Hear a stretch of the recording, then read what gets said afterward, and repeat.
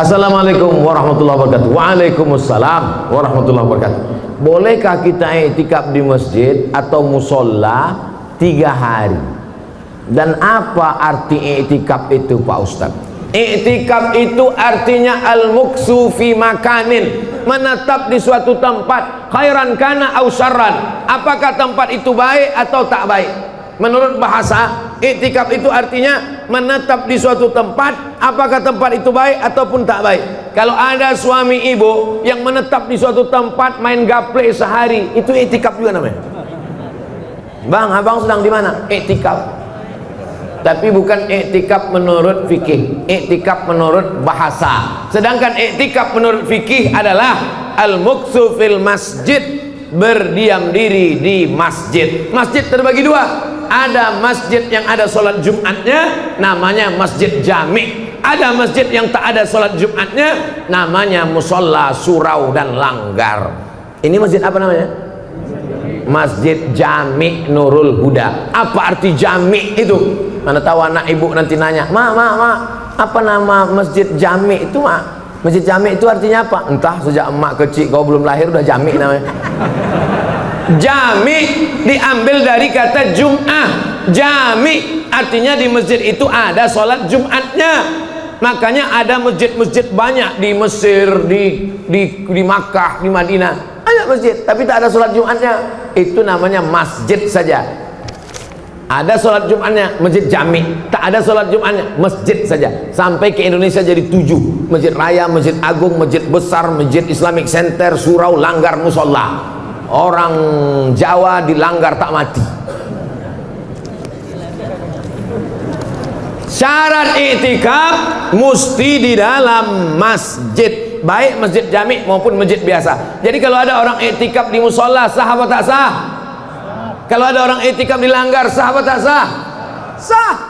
Dia i'tikaf 3 hari.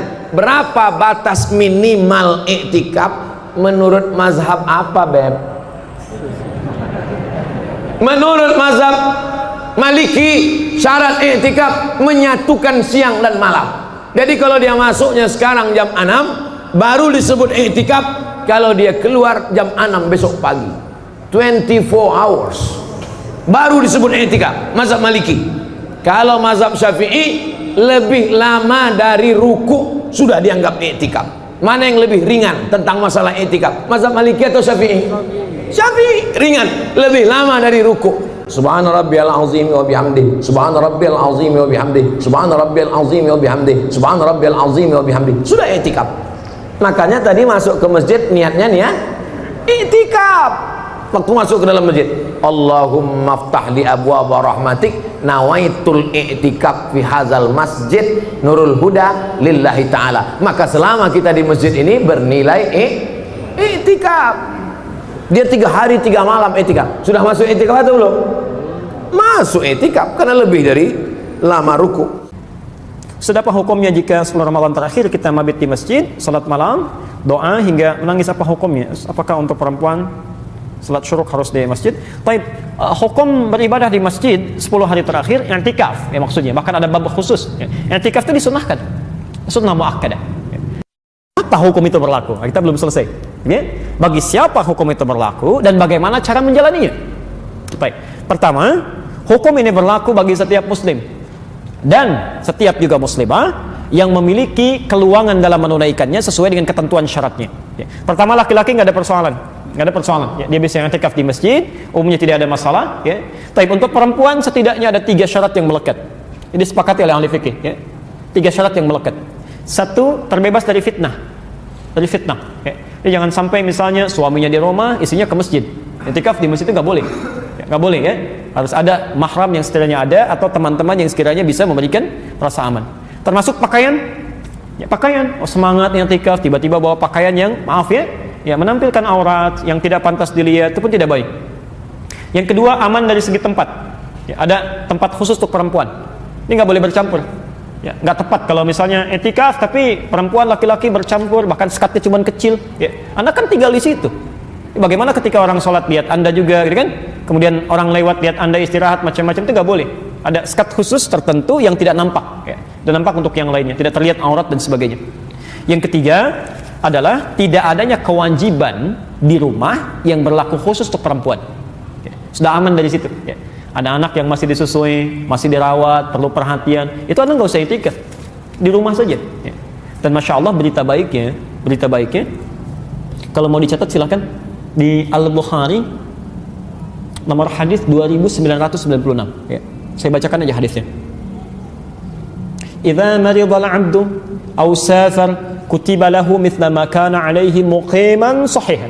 Masyaallah. Jika seorang hamba memiliki uzur, ya, atau bahkan uzurnya cuma safar, ya, safar.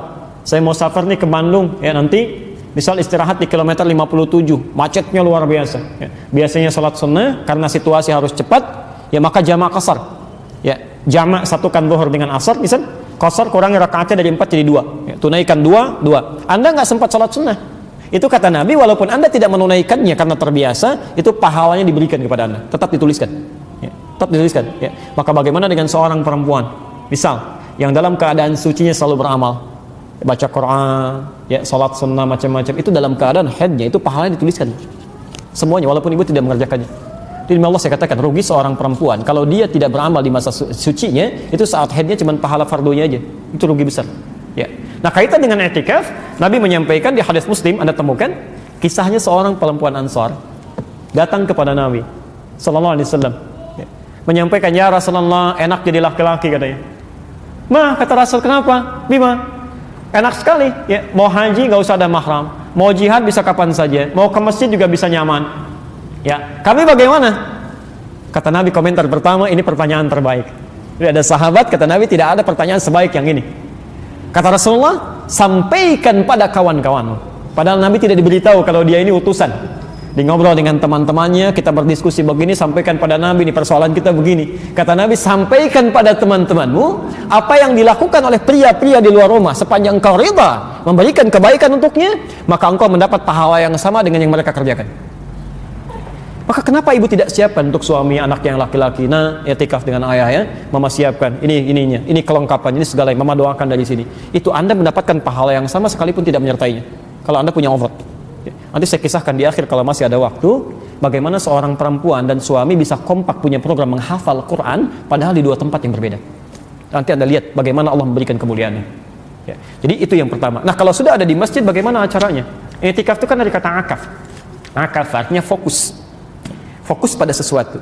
Ditambah dengan alif dan ta, i'takafa, usaha yang maksimal untuk fokus. Jadi salah satu faedah i'tikaf itu adalah, salah satu manfaatnya supaya bisa memfokuskan diri kita untuk kepentingan ibadah saja. Sebab beda di rumah dengan di masjid itu lain, ya.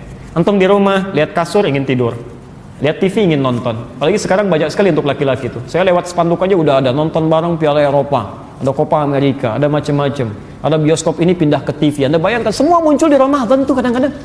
Saya nggak tahu itu setan seperti apa yang muncul, ya, sampai godaannya luar biasa tuh.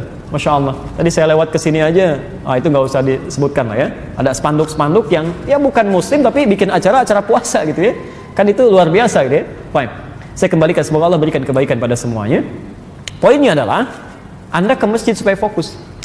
Karena ketika Anda ke masjid mau sholat, ya kan? Anda mau tiduran, ternyata yang lain nggak ada yang tidur, ya kan? Anda mau pegang sesuatu, pegang handphone, yang lain pegang mushaf.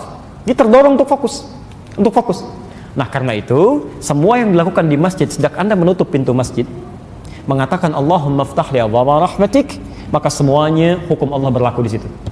Masjid rumah siapa? Baik. Perhatikan sekarang, rumah kita saja ketika masuk, bukankah kita bikin aturan? Boleh nggak saya masuk ke rumah ibu atau bapak misalnya, masuk lewat jendela, terus tidur seenaknya, gitu kan? Nah, ibu bapak bisa marah. Maka Allah pun punya aturan.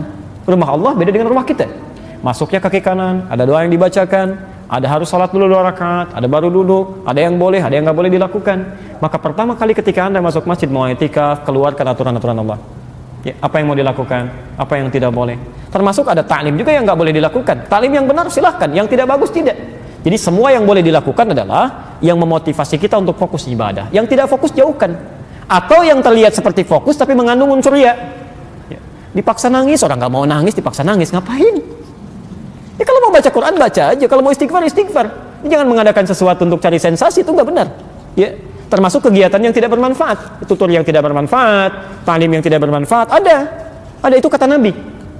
Anda kalau punya Sahih Muslim, ya, jilid yang pertama terbitan Darul Hadits, jilid pertama halaman 111, ya 111, bab yang keempat, hadis nomor 6, posisi paling kiri sebelah atas dari Abu Hurairah. Ya. Itu Imam Muslim memberikan judulnya begini, saya bacakan ya, saya bacakan. Babun nahyi an akhdhir riwayati anid du'afa. Bab larangan untuk mengambil ilmu riwayat dari orang-orang yang lemah ilmu. Anda bisa bayangkan ya. Lemah ilmu aja nggak boleh diambil, apalagi yang nggak ada ilmunya. Yang nggak ada ilmunya ya. Kemarin kok jadi pelawak, sekarang jadi ustad. Mohon maaf ya, kemarin jadi penari, sekarang jadi ustad. Ya Anda harus selektif dong ya. Harus selektif, harus dilihat. Ya mereka mungkin ingin merubah kan, tapi dalam konteks dia menyampaikan sesuatu, kalau tidak ada ilmu nggak boleh diambil. Lemah aja nggak boleh ya. Termasuk maaf, Anda pun jangan zalim kepada para ustad. Kalau ustad bukan di bidangnya, jangan diberikan materinya ya. Misal ada ustad spesifikasi di bidang A, spesialisasi Quran, jangan Anda kasih hadis misalnya, nggak akan nyambung ya. Atau Anda kasih fikih, nggak akan nyambung, bisa keliru nanti ya, kecuali memang menguasai di bidangnya. Itu yang paling bahaya ya, paling bahaya di situ, bisa salah nantinya. Kata Nabi, sayakunu fi akhiriz zamani, akan muncul di akhir zaman dajjaluna kadzabun, ada orang-orang yang biasa berdusta dalam hal agama ya. Yuhadditsunakum bima lam tasma'uhu wa la yasma'unahu aba'ukum. Anda akan dengar statement mereka yang tidak pernah kalian dengar sebelumnya, bahkan bapak ibu kalian pun dulu nggak pernah dengar ya. Jangankan kita, orang jahiliyah aja nggak pernah dengar. Orang jahiliyah tuh nggak pernah dengar ya. Agama itu semuanya sama, mengajak pada Tuhan yang sama, cuman caranya beda-beda. Itu jangankan kita, orang jahiliyah aja nggak pernah dengar. Itu nggak pernah dengar. Nah itu berbahaya. Kata Nabi, iyyakum wa iyyahum, hati-hati dengan mereka, Anda mesti jaga diri.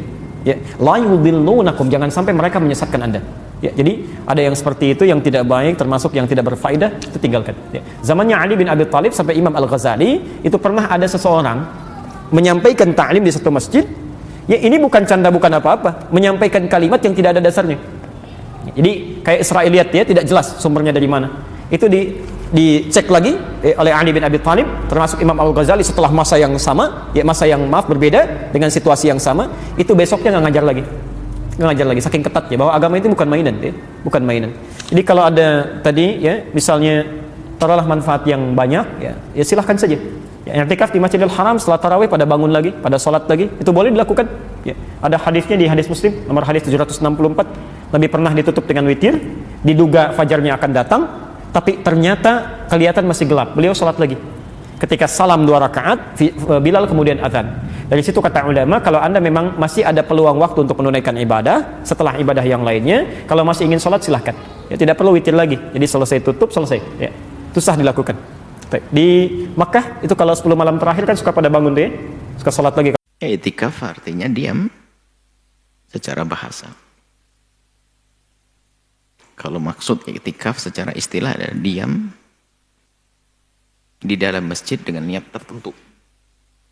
Diam di dalam masjid dengan niat tertentu. I'tikaf adalah sunnah. Wal i'tikafu kata Imam Abu Suja rahimahullahu ta'ala, nafa'ana Allahu bihi wa bi'ulumihi wa bi'ulumi masyayikhihi wa talamidatihi fid darain amin. Dia mengatakan wal i'tikafu, dan i'tikaf itu adalah sunnah mustahabbatun yang sangat disenangi oleh Allah. Sunnah maksudnya di setiap waktu. Akan tapi di sana ada waktu-waktu yang lebih dianjurkan untuk beriktikaf, yaitu di bulan Ramadan, lebih khusus lagi nanti di 10 akhir bulan Ramadan, lebih khusus lagi di hari-hari ganjilnya di 10 akhir bulan Ramadan. Akan tapi secara umum iktikaf adalah dianjurkan, disunnahkan, dan tidak akan berubah menjadi wajib kecuali dia bernadar. Kalau dia nadar untuk iktikaf, maka dia harus memenuhi nadarnya, maka iktikaf menjadi wajib. Dan iktikaf di dalam madhab kita Imam Syafi'i adalah mudah. Diam sejenak di dalam masjid sudah mendapatkan pahala i'tikaf di tempat yang disebut masjid, biarpun tidak digunakan untuk sholat Jumat. Di sana ada madhab yang mensyaratkan di dalam i'tikaf harus ada puasanya dan harus ada sehari semalam minimal, dan harus ada di masjid yang digunakan untuk bersolat Jumat. Ada. Tapi kami hadirkan di sini sesuai dengan yang kita baca kitabnya Imam Abi Suja, kitab madhab Imam Syafi'i, madhab kita. Dan ini adalah sangat mudah, peluang besar bagi kita untuk mendapatkan pahala i'tikaf. Karena i'tikaf menurut madhab kita Imam Syafi'i, termasuk yang ditulis oleh Imam Abu Suja di sini adalah, biarpun kita duduk sesaat sebentar, sekedar kadar kita mengucapkan kalimat subhanallah atau tumakninah, itu sudah bisa dianggap i'tikaf. Duduk sebentar, niat i'tikaf, berdiri, dapat pahala. Jadi seperti itu dalam madhab kita Imam Syafi'i. Akan tapi yang jadi masalah di dalam madhab kita Imam Syafi'i adalah, ini masalah besar menjadikan tidak ada nilainya i'tikaf itu. Masalah besar bagi kita adalah suka lupa niat saat duduk di masjid. Duduk di masjid berjam-jam nggak niat lah. Ini masalah besar ini. Lupa niat. Ayo, koreksi diri sendiri. Yang biasa duduk di masjid, niat i'tikaf atau tidak? Ini masalah besar bagi kita adalah lupa niat. Sebab amal tanpa niat gak diterima. Maka niatkan. Bahkan sebagian para ulama menghimbau agar kita benar-benar sadar akan niat, malah dinadarkan biar mendapatkan pahala wajib. Sehingga kalau dia sudah punya nazar tuh i'tikaf, aku nadar i'tikaf muddata iqamati fi hadzal masjid, sepanjang aku tinggal di dalam masjid. Maka di saat masuk dia niat i'tikaf karena mau nadarnya. Dia ingat 2 kali niat. Waktu mau masuk dia ingat dengan nadarnya. Dia bernadar, setelah masuk dia memenuhi nadarnya, mendapat pahala wajib. Intinya ingatlah, jangan sampai tidak. Duduk saja sudah dapat pahala, apalagi nanti di situ dibaringin dengan berzikir, membaca Al-Quran, sholat dan lainnya. Ada i'tikaf dan di masjid. Kalau tidak masjid tidak bisa digunakan untuk i'tikaf.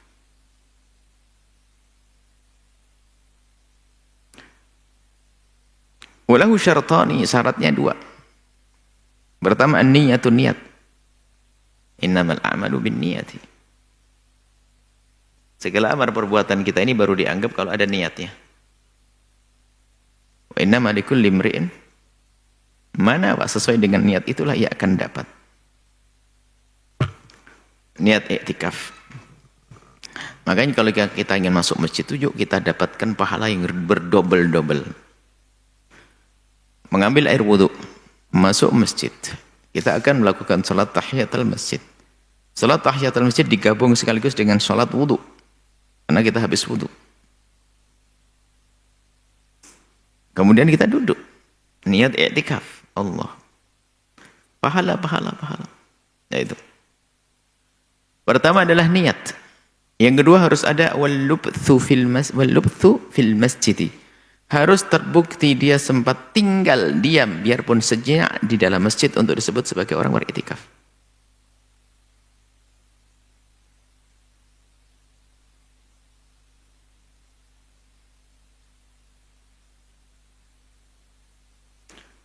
Kemudian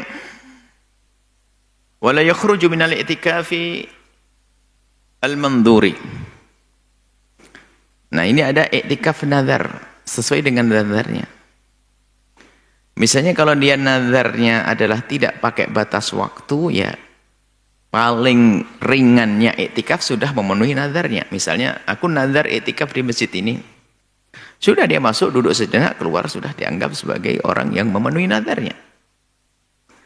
Cuman ada orang nazar, kalau aku begini aku nazar i'tikaf sehari semalam, oke, maka dia harus sehari semalam dan berurutan, nggak boleh diputus. Atau gini, aku i'tikaf 3 hari di situ atau bagaimana, 2 hari. I'tikaf dengan beberapa hari, bukan hanya sesaat. Jadi pakai penentuan waktu. Maka karena dia menentukan waktunya, nggak boleh diputus. Harus terus ada di masjid itu i'tikaf sampai waktu yang telah ia nadarkan, ia rencanakan harus terpenuhi. Dan tidak boleh keluar kecuali karena ini. Wala yakhruju minal i'tikafi, nggak boleh keluar dari i'tikafi al-mandhuri, yang dinadarkan dengan batas, dengan waktu, karena waktunya sudah ditentukan 2 hari, 3 hari, maka dia tidak boleh keluar illa li hajatil insani, kecuali karena hajatnya manusia. Hajat mendesak, buang air, harus keluar dari masjid.